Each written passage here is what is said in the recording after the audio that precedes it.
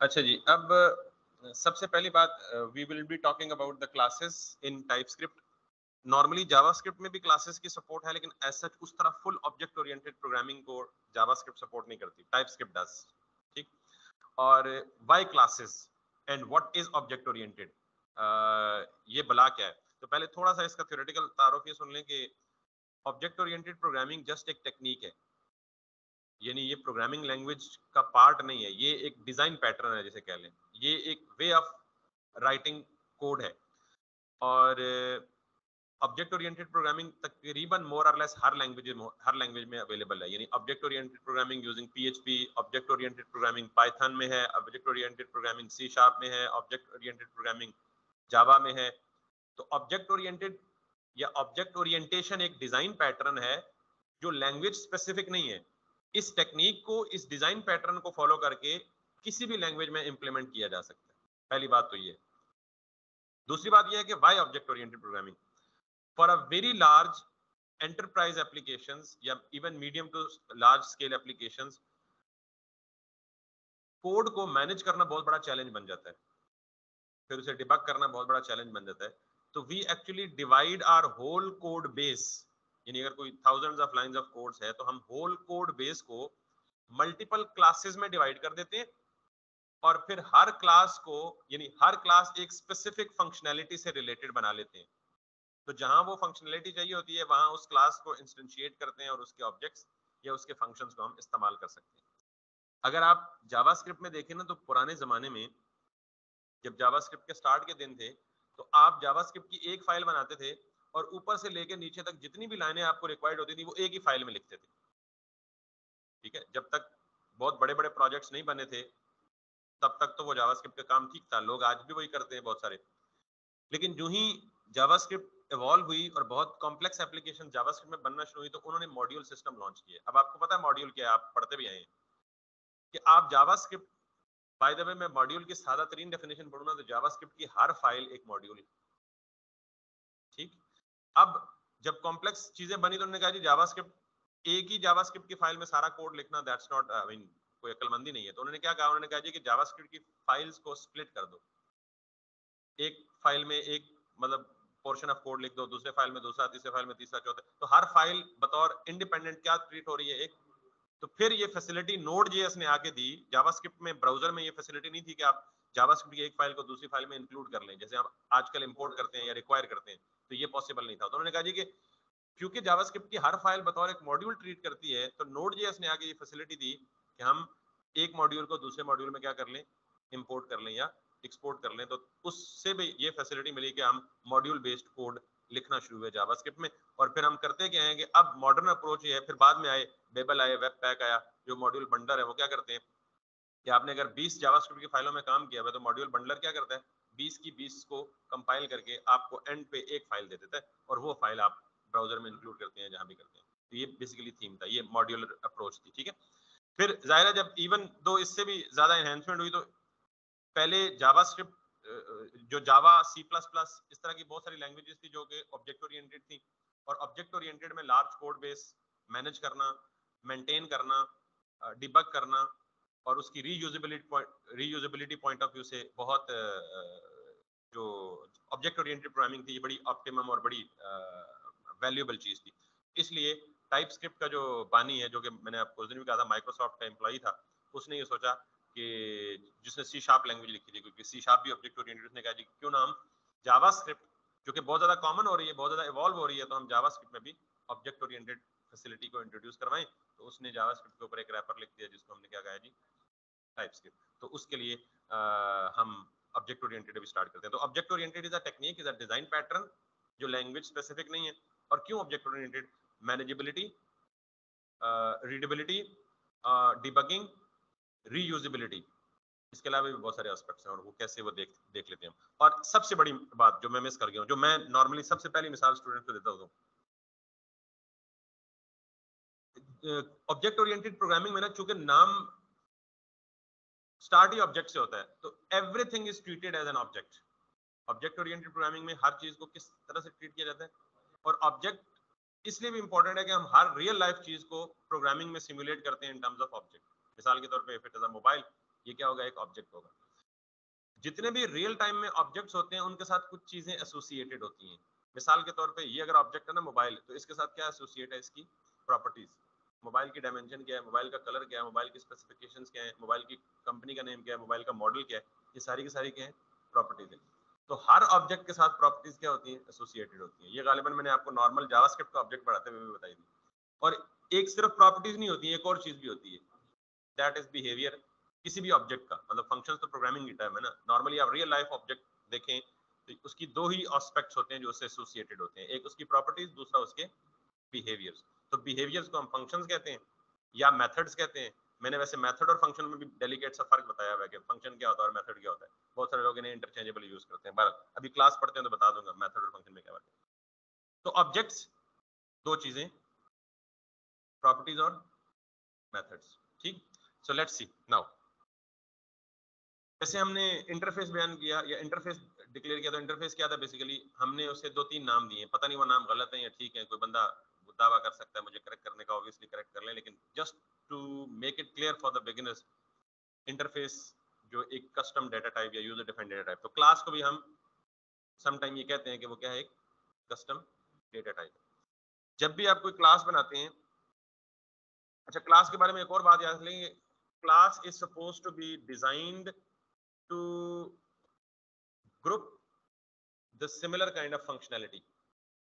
यानी एक particular functionality है तो उससे रिलेटेड जितनी भी लॉजिक चाहिए होती है, आप उसको क्या कर देते हैं, एक क्लास बना के उसमें इनकैप्सूल कर देते हैं, ठीक है। तो क्लास बनाने के लिए सबसे पहली बात, इसको आपको इसका सिंटैक्स आना चाहिए, जैसे हर प्रोग्रामिंग का आपको आता है।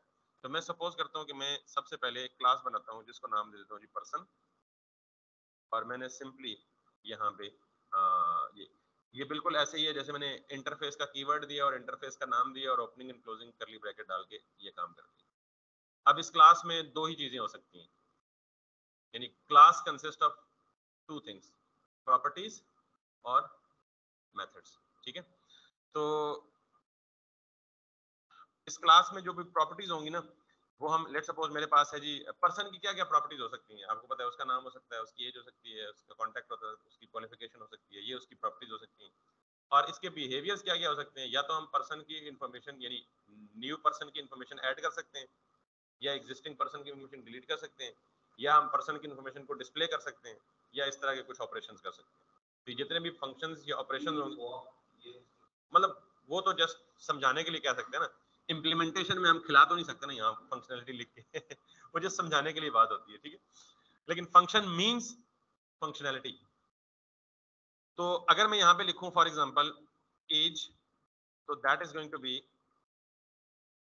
अ simple property of the class, ठीक है। अब अगर मैं ये ना भी लिखूं तो ऑब्वियसली इसके साथ मैं कोई भी वैल्यू लिख दूंगा तो ये उस वैल्यू को क्या कर देगा, इन्फर कर देगा। मिसाल के तौर पे मैंने एज 90 लिखी तो उसने ऑब्वियसली उसको नंबर लिख दिया, ये तो हमें पता है कि, लेकिन हम कभी भी क्लास के वेरिएबल को डायरेक्ट इनिशियलाइज नहीं करते, दैट्स इंपॉर्टेंट पॉइंट, ठीक। तो पहली बात तो ये है कि हम सिर्फ नॉर्मली या मोस्टली ये किया करेंगे, ठीक। अब ये ऑब्वियसली प्रॉपर एरर दे रहा है कि जी, वो एरर क्यों दे रहा है कि वो कह रहा है जी कि age has no initializer and is not definitely assigned in the constructor. तो मैंने ये कहा जी कि क्लास लेवल के किसी भी वेरिएबल की, पहली बात तो आपने ये समझनी कि क्लास में दो ही चीजें हो सकती हैं, प्रॉपर्टीज और फंक्शंस। दूसरी बात मैंने कहा जी वेरिएबल को जब डिक्लेयर करेंगे तो ये एक्सपेक्ट करेगा कि इस वेरिएबल को क्या करें, इनिशियल वैल्यू भी दें। मैंने फिर तीसरी बात ये की जी कि क्लास में किसी भी वेरिएबल को डायरेक्ट इनिशियलाइज नहीं करते। एक कंस्ट्रक्टर फंक्शन होता है कि हमेशा हम जब वैल्यू को इनिशियलाइज करते हैं तो कंस्ट्रक्टर का पर्पस ही मोर और लेस यही होता है कि उसको उसमें क्या करें, हम क्लास लेवल के वेरिएबल वैल्यू को या क्लास लेवल के वेरिएबल को इनिशियलाइज करें। तो हम ये नहीं करते। अब जब तक हम ये नहीं करते तब तक हम या ये दे दें, ये दे देंगे तो क्या होगा, आप ऊपर देख के आ चुके हैं, क्या ऑप्शनल होगा, या हम इसको ये भी दे सकते हैं। ये वाला सिंबल आप पहली दफा देख रहे हैं जो एक्सक्लेमेशन मार्क है, ये मैंने क्यों दिया, इसका हिंट मुझे इसी ने दिया। इसने कहा जी कि age has no initializer and is not definitely assigned in the constructor. अब ये एक्सपेक्ट कर रहा है कि this variable should definitely be assigned a value inside the constructor. तो पहले मैं कंस्ट्रक्टर बता दूं, constructor is nothing but a function. यानी यूं समझ लें कि हर क्लास जब आप बनाएंगे ना, उस क्लास में एक फंक्शन लाजमन मौजूद होगा। अगर आप नहीं लिखेंगे तो वो मौजूद होगा, उसे हम कहेंगे इम्प्लिसिट कंस्ट्रक्टर फंक्शन। यानी कंस्ट्रक्टर है कुछ नहीं, कंस्ट्रक्टर किसका नाम है? एक स्पेशल फंक्शन का नाम है जो हमेशा हर क्लास में मौजूद होता है। अगर आप नहीं लिखेंगे तो उसे हम क्या कहेंगे? Implicit constructor. और अगर आप लिखेंगे उसे क्या कहेंगे? Explicit constructor. अच्छा, उस कंस्ट्रक्टर की तरफ बाद में आता हूं, सिर्फ ये वर्ड आया तो मैंने बोल दिया। आपको सिर्फ ये वाला वर्ड देखना है, डेफिनेटली असाइंड। तो ये जो एक्सक्लेमेशन मार्क है ना, इसको हम कहते हैं डेफिनेटली असाइंड ऑपरेटर या definite assigned operator, something like that. Clear हो गई ये बात?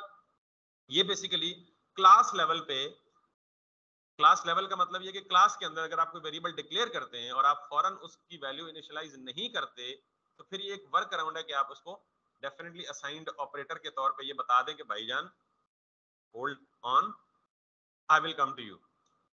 क्लियर हो गई बात? समझ आइए बात? तो अब उसने अलाउ कर दिया जी कि एज है और उसकी टाइप जो है वो नंबर है, तो I am okay if I don't have a value for that. ठीक है। अब कंस्ट्रक्टर क्या है? बेसिकली कंस्ट्रक्टर बेसिकली नाम ही कंस्ट्रक्टर है इसका। और आपको पता है कि आप जो फंक्शन लिखते हैं ना, तो फंक्शन का सिंटेक्स तो आपको पता ही है ना। फंक्शन का नाम, फंक्शन का नेम लिखते हैं और फंक्शन के नेम के बाद opening and closing parenthesis followed by body of the function. तो मैंने कहा जी कि हर फंक्शन में, सॉरी, हर क्लास में एक फंक्शन लाजमन होता है और वो कंस्ट्रक्टर होता है। अब अगर नहीं लिखते तो इम्प्लिसिट कंस्ट्रक्टर होगा, और अगर लिखते हैं तो constructor function should be the first function in the class. Constructor function should always be the first function in the class. यानी आप ये नहीं कि मतलब आप प्रॉपर्टीज से भी पहले लिखें, मतलब फर्स्ट फंक्शन, यानी अगर 5-6 फंक्शंस हैं तो उन फंक्शन में इसका नंबर पहला होना चाहिए। प्रॉपर्टीज इसके ऊपर हो सकती है, ऊपर भी। लेकिन नॉर्मली प्रॉपर्टीज सबसे पहले क्लास में लिखी जाती हैं और उसके बाद अगर कंस्ट्रक्टर फंक्शन लिखना हो वो, और उसके बाद आपने बाकी अपने फंक्शन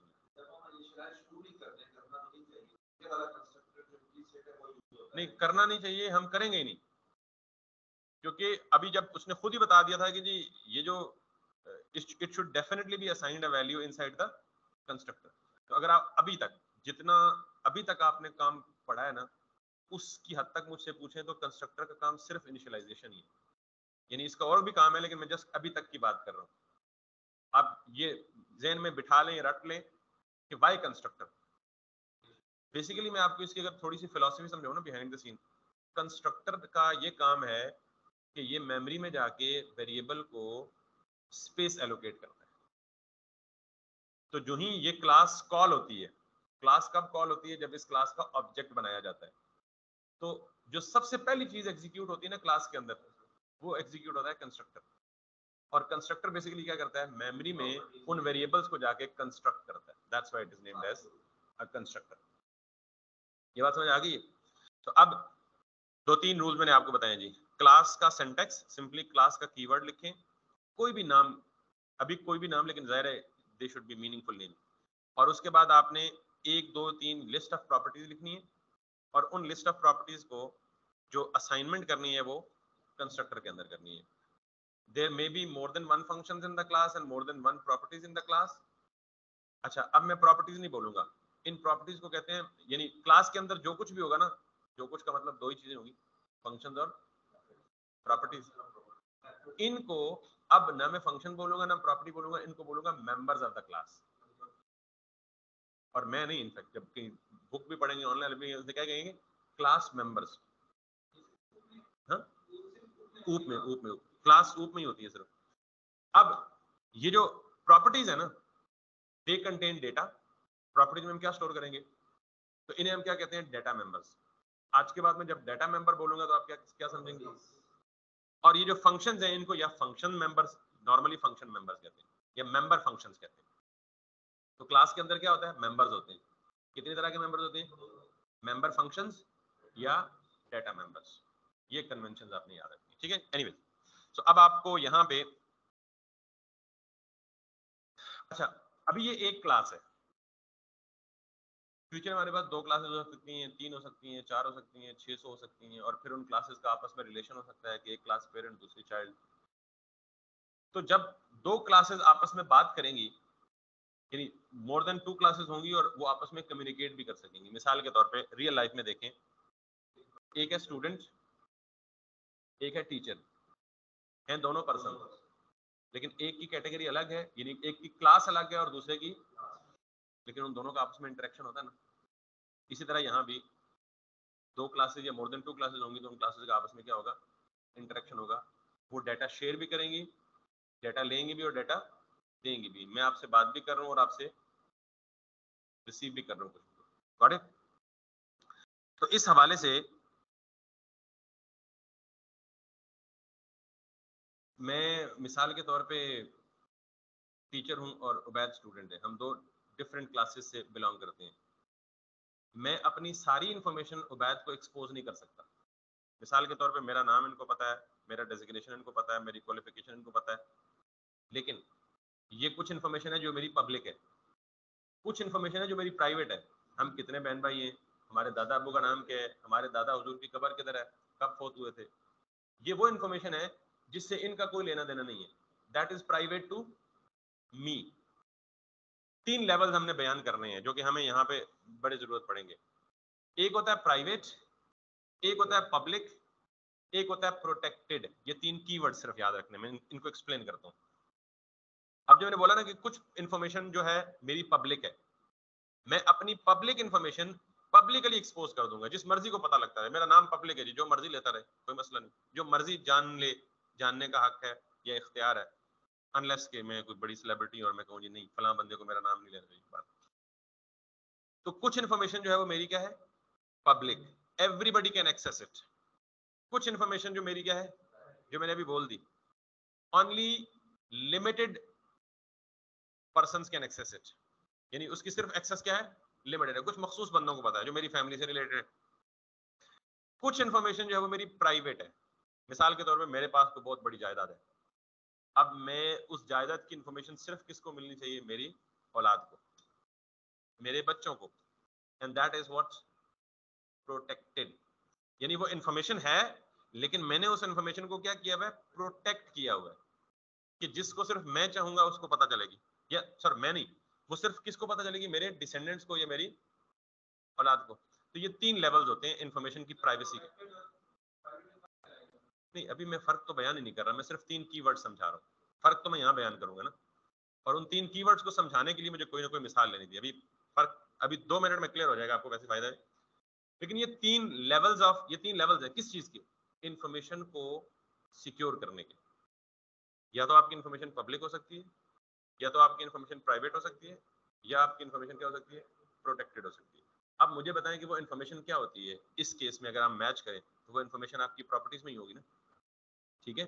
तो मिसाल के तौर पे मेरी एक ये इंफॉर्मेशन है एज। अब ये मेरे पे डिपेंड करता है कि मेरी ये एज पब्लिक है, यानी ये इंफॉर्मेशन पब्लिक है, प्राइवेट है या प्रोटेक्टेड। ठीक, तो मेरे पास 3 कीवर्ड्स हैं। अगर मैं इसको पब्लिक बनाना चाहूं तो मैं ये लिख दूंगा जी पब्लिक। इसका मतलब ये है कोई भी क्लास, यानी कोई भी दूसरी क्लास इस क्लास की इस प्रॉपर्टी को एक्सेस कर सकती है, क्योंकि मैंने खुद इसको क्या रखा हुआ है, पब्लिक। अभी ऑब्जेक्ट की तरफ ना जाए ना, वो लोग कंफ्यूज होंगे। अभी ऑब्जेक्ट पता ही नहीं आपको ऑब्जेक्ट क्या होता है। सपोज करें कि वो जो जावास्क्रिप्ट वाला ऑब्जेक्ट पढ़ा ना आपने, वो 2 के इसी से निकला, लेकिन वो इसका एक बड़ा लिमिटेड स्कोप था। अब जरा आप प्रॉपर अंडरस्टैंड करेंगे क्या होता है। एनीवेज, तो मैंने एज को क्या कर दिया, पब्लिक। इसका मतलब है anybody can access this information from outside the class और from within the class, यानी क्लास के अंदर या क्लास से बाहर कोई भी इसको एक्सेस कर सकता है। कुछ ना लिखा हो तो पब्लिक कंसिडर होता है। ठीक, पहली पॉसिबिलिटी। पब्लिक का मतलब this information can be accessed from within the class and from outside the class, no restriction. दूसरी चीज,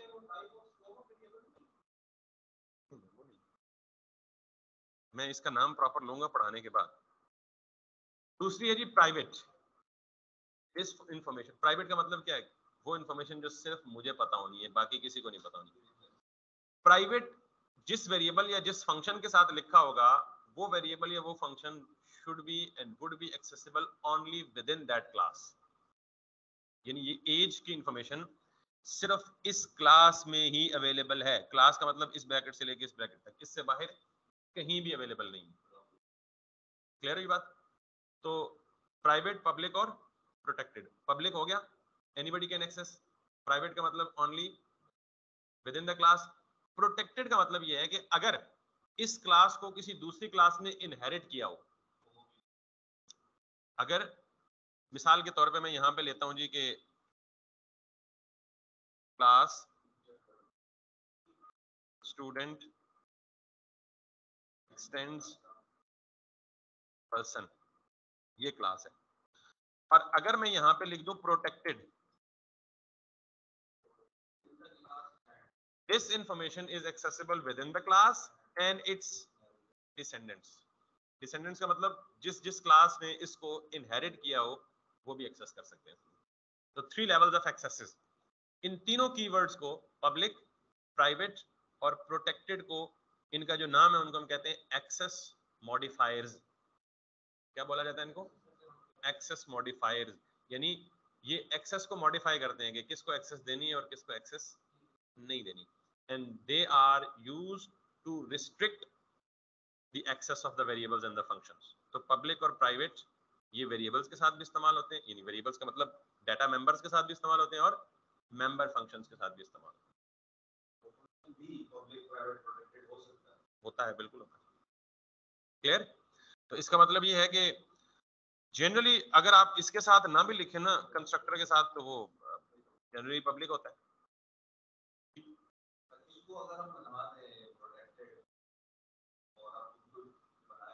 नॉर्मली मैं आपको एक वैसे बात बताऊं, इसके साथ अभी हम एक्स्ट्रा कमेंट भी करेंगे इसके ऊपर काफी सारा। जब आप कोई भी चाइल्ड क्लास बनाते हैं ना, तो चाइल्ड क्लास के अंदर जो कंस्ट्रक्टर बनाते हैं ना, उसके ऊपर रिस्ट्रिक्शन होती है कि चाइल्ड क्लास के कंस्ट्रक्टर के अंदर से पहली कॉल हमेशा पेरेंट के कंस्ट्रक्टर को जाएगी। अच्छा, फिर उसका भी चाइल्ड है तीसरे लेवल पे, फिर उसका जो कंस्ट्रक्टर होगा उसके अंदर भी पहली कॉल किसको जाएगी? पेरेंट को जाएगी। ये कंस्ट्रक्टर हमेशा सारों के साथ चलेगा। कंस्ट्रक्टर ठीक होगी बात? तो बेसिकली जब हम चाइल्ड लेवल पे आएंगे तो फिर हम बात करेंगे उस पर भी, लेकिन अभी तक यही है कि प्राइवेट, पब्लिक और प्रोटेक्टेड। अब इन वेरिएबल्स को हमने क्या करना है? इनिशियलाइज करना है। ठीक, लेकिन मेरे ख्याल में 3:13 हो गए, तो we will continue it from tomorrow.